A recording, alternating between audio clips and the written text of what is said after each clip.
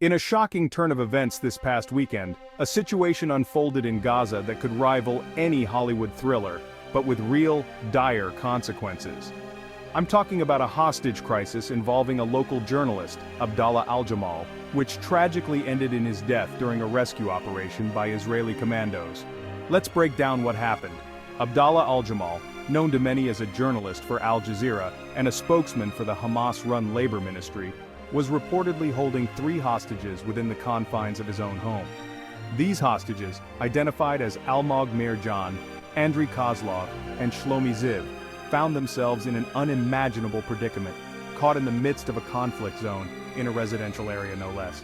Now, early Saturday, Israeli special forces launched a daring raid on al-Jamal's residence. The operation was swift, leading to the safe recovery of all hostages, but resulted in the death of al-Jamal. The Israeli military emphasized the complexity and danger of the operation, especially given the civilian setting of the incident. But here's where it gets even more complicated. This isn't just a simple case of crime and punishment. This incident casts a spotlight on the broader, harrowing conflict in Gaza.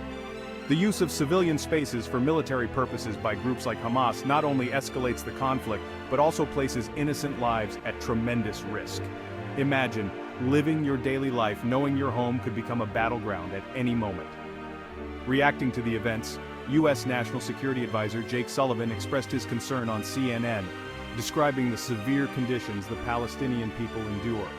He pointed out the strategic complications and the horrific ramifications of military operations in densely populated civilian areas. The death toll provided by the Hamas-run Ministry of Health is staggering, with more than 36,000 lives lost since the conflict began. And this number doesn't differentiate between combatants and non-combatants. Every number is a person, a story, a life unlived. Today's incident is a grim reminder of the endless cycle of violence affecting countless lives in Gaza.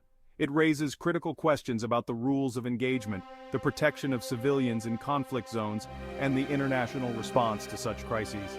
As always, I encourage you to stay informed, look critically at the sources of your news, and engage thoughtfully in discussions about these complex issues. This is more than news. It's about understanding the world we live in and the impacts of these conflicts on human lives. Thank you for tuning in, and please stay safe out there.